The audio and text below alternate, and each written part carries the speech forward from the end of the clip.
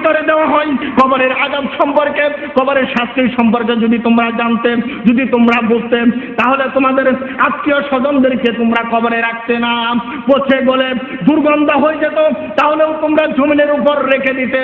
ও আমার সাহাবীরা, তোমরা আল্লাহর কাছে জাহান্নামের শাস্তি থেকে পানা চাও। এরপর আল্লাহ রাসূল বললেন, তোমরা কবরের শাস্তি থেকে আল্লাহর কাছে পানা চাও। সাহাবীরা আল্লাহর কাছে কবরের আযাব থেকে, শাস্তি থেকে পানা ছিলেন। এরপর বললেন, তোমরা প্রকাশ্য অপ্রকাশ্য শাস্তি থেকে আল্লাহর কাছে আশ্রয় প্রার্থনা করো, ফিতনা থেকে আশ্রয় প্রার্থনা করো। তারা ফিতনা থেকে আশ্রয় প্রার্থনা করলেন। এরপর বললেন, তোমরা জাহান্নামের, কবরের, দাজ্জালের ফিতনা থেকে তোমরা আল্লাহর কাছে আশ্রয় প্রার্থনা করো। হত্যার থেকে ফিতনা জঘন্য, ফিতনাবাজ হয় মানুষ, যে মানুষেরা, এই মানুষেরা একজন মানুষকে হত্যা করলে যেই পাপ হবে, তার থেকেও জঘন্য করলো যে একটা ফিতনাবাজ হলো। আমার ভাইয়ের, আমার বাবাজিরা, এই পৃথিবী কারোর জন্য থাকার জায়গা না। এই পৃথিবীটা হলো অস্থায়ী জায়গা। আমাদেরকে এই পৃথিবীর থেকে চলে যেতে হবে। কবরের ভিতরে যেই শাস্তি দেওয়া হয়, আল্লাহর নবী বললেন, ও সাহাবীরা শোনো, কবরের ভিতরে বান্দাকে এমন ভাবে চাপ দেওয়া হবে, যদি বান্দা ঠিক মতো কষ্টের জবাব দিতে না পারে, তাহলে তার বিপদের সীমানা থাকবে না, তার আর যন্ত্রণার সীমানা থাকবে না, আযাব গজবের সীমানা থাকবে না। কিয়ামত পর্যন্ত তাকে কবরের ভিতরে এরকম আযাব দেওয়া হবে। ও আমার সাহাবীরা শোনো, যখন বান্দা কষ্টের জবাব দিতে না পারবে, বান্দাকে কবর এমন ভাবে চাপ মারবেন। আল্লাহর রাসূল এইভাবে হাত দ্বারা দেখিয়ে দিলেন যে কবর বান্দাকে এমন ভাবে চাপ মারবেন, চাপ দিয়ে গুস্ত হাড়গুলি মাটির সঙ্গে জনমের মতো মিশিয়ে দিবে। এইভাবে করে শুধু নয়, তার দেহ গঠন করা হবে আর যন্ত্রণা দেওয়া হবে। এইভাবে করে শিমাল থেকে জুনুব পর্যন্ত, আপনার মাসরিক থেকে নিয়ে মাগরিব পর্যন্ত, সূর্য উদয়স্থল থেকে নিয়ে অস্তস্থল পর্যন্ত এত জুড়ে কবরের চাপ মারবে, পৃথিবীর পূর্ব প্রান্তের মাটি পৃথিবীর পশ্চিম প্রান্তে চলে যাবে। এইরকম ভাবে কবরের গর্ভে বান্দাকে শাস্তি দেওয়া হবে। ও আমার ভাইরা, আমার বাবাজিরা, এটা কাল্পনিক শাস্তি নয়, এটা বাস্তব শাস্তি দেওয়া হবে।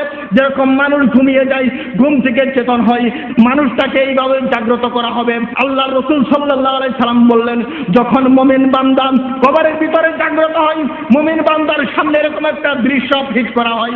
মুমিন বান্দা ঘুম থেকে জাগ্রত হয়ে দেখবে যে মাগরিবের সূর্য ডুবি অবস্থায় যেরকম আকাশে একটি লালিমা আবরণ পড়ে, বান্দা মনে করবে সূর্য ডুবতেছে, আমি নামাজ পড়বো, নামাজের জন্য তৈরি হয়ে যাব। এবার ফেরেশতারা ডাক দিবে, বান্দা, এটা তোমার কবরের গর্ভ, এটা নামাজের জায়গা, দুনিয়াতে অনেক আমল করেছ, আল্লাহর হুকুম ঠিক মতো পালন করেছ, এটা কবরের গর্ভ, এখানে আর তোমাকে আমল করতে হবে না। মুমিন বান্দার আরাম আয়েশের সীমা থাকবে না, নাফরমানের জন্যই কষ্ট শুধু। আমার ভাইরা, আমার বাবাজিরা, এই পৃথিবীর থেকে চলে যেতে হবে এমন একটি জায়গায়, যেই জায়গাটির ভিতরে কোনো সঙ্গী থাকবে না। হযরত উসমান রাদিয়াল্লাহু তাআলা আনহু বলতেন, তিনি যখন কবর দেখতেন, কবর দেখলেই তিনি ফেল করে কেঁদে উঠতেন। এবার সাহাবীরা জিজ্ঞেস করতেন, উসমান, তুমি কেন কবর দেখলে কাঁদো? তুমি জাহান্নামের কথা শুনলে কাঁদো না? তুমি আযাব গজবের কথা শুনলে কাঁদো না? তুমি অন্যান্য কষ্টের কথা শুনলে তুমি কাঁদো না? কবর দেখলে কেন তুমি কাঁদো?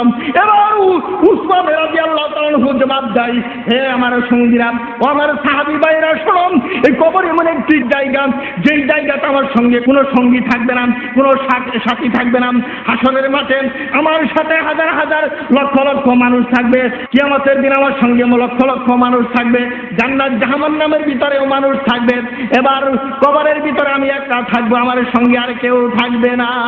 আমার ভাইয়ের, আমার বাবাজিরা, ওই অন্ধকার গহীন কবরে সকলেরই চলে যেতে হবে একদিন।